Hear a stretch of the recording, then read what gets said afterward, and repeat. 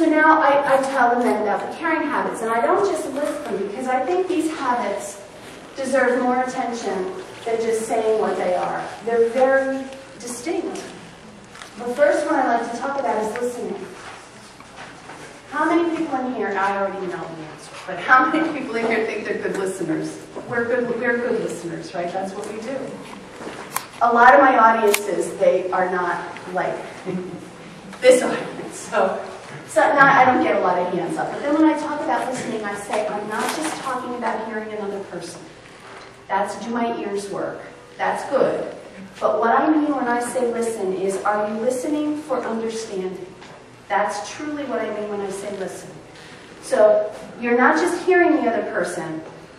What I want you to try to do, and of course as counselors, teachers, you all understand the empathy thing. You want to try to feel what it feels like to be in their shoes, in their skin, seeing the world through their eyes.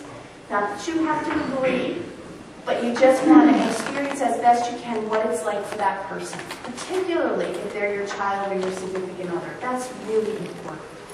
So this is the skill that I like to have people start with, because I think it's relatively an easy one to listen to your partner.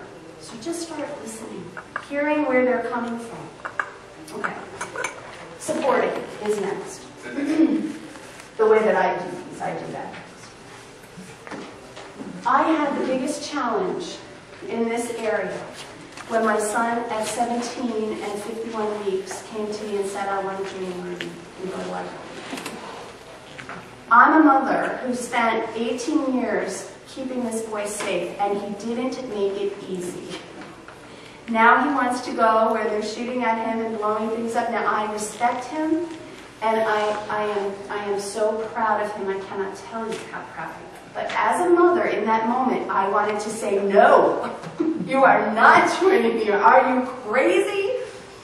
But that's not what I did, because I knew I really wanted to support him. I knew that I could do the, please don't go, no. I knew I could do that, and I knew he was going to go anyway, because, you know, high freedom, high power, he's not going to fall for my histrionics. But I also knew that I didn't want him over there thinking about what he was doing to his mother back here. So I said, I'm proud of you, and yes, I'll go and sign the papers, because he wasn't 18 yet. He was, you know, we had another week. And I think he really appreciates, he said to someone, I heard him this weekend, I got to spend the weekend with him, and he said to someone, I loved being there, and I'm so glad I'm out. So he had both experiences. He doesn't regret it. He's glad that he went, and I'm very thankful that I was able to do the supporting thing, because it really helped both of us during that period of time. In relationships with males and females in significant other relationships, supporting is difficult. This is when I talk about a quote by Dr. Martin Luther King. He had a quote that said, the true measure of a man, and I add, or a woman, is not where he stands in times of comfort and convenience, but where he stands in times of challenge and controversy. It's easy to support people when they're doing what you want. It's not so easy when they're doing something that makes it difficult for you. So when your wife or your husband comes home and says, honey, I'm so excited, I got that raise I've been waiting for, and the new position and the new job, the only thing is, I've got to leave on Sunday night and I'll be back Friday night. Okay?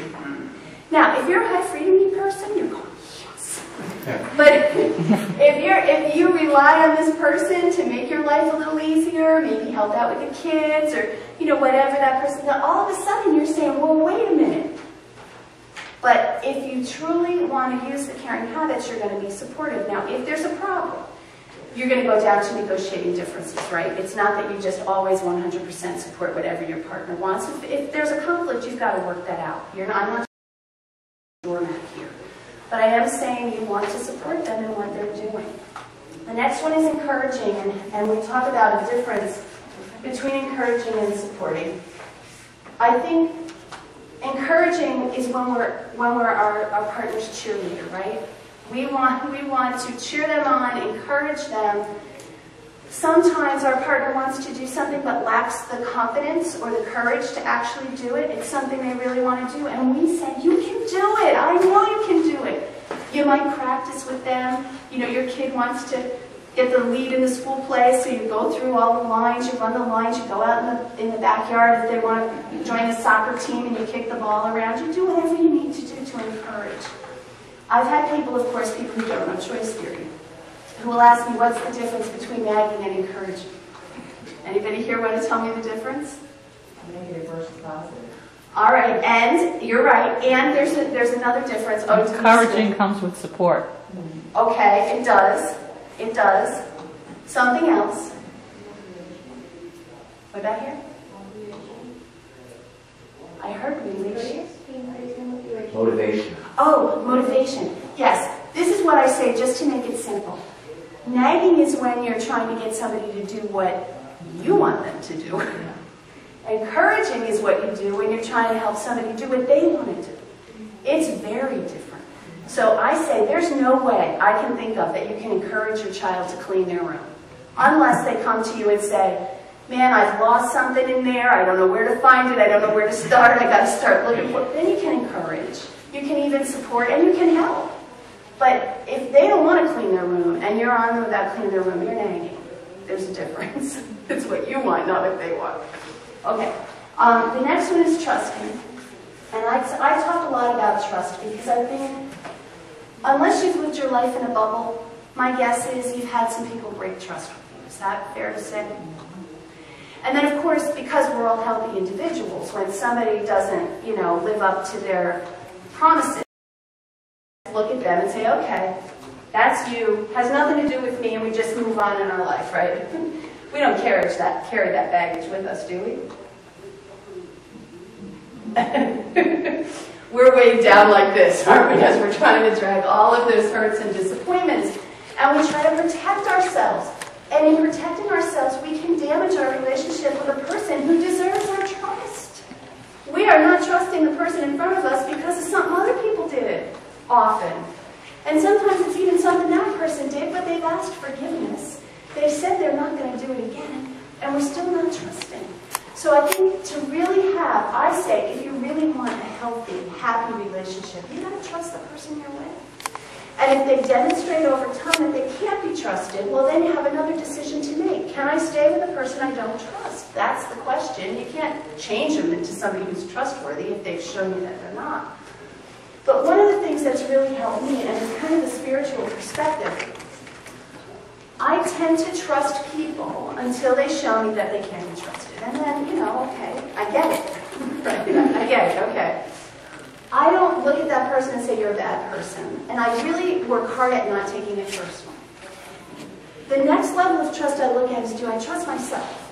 Do I trust myself to choose people who are fairly trustworthy? And for the most part, I have incredibly trustworthy people that surround me. I don't get people who disappoint me very often. My children were not in the most trustworthy stage in their adolescence, but they've outgrown that. But I learned I can't always trust them during that time. But the other piece of trust that I have learned over time, the thing about my level of experience is I can't make a mistake. I'm not perfect. I think I watched that movie about Ted Bundy, that serial killer who took advantage of women and killed them. I thought, I probably would have fallen prey to him. He was a very suave, sophisticated kind of guy. I'm not, superwoman. I can't always tell, oh, you're trustworthy or not. But one thing I know for sure, because of my spiritual beliefs, is that, at least I say I know for sure for me, it may not be for sure for you, is I believe that whatever happens to me, disappointments, hurts, that there's a lesson for me. There's always a lesson or a gift. The gift might be, thank God I found out now and not 10 years from now, right? So I never really get too bent out of shape over this trusting thing. I think I trust in my higher power that this is all for my own good and benefit. And then I look for the benefit.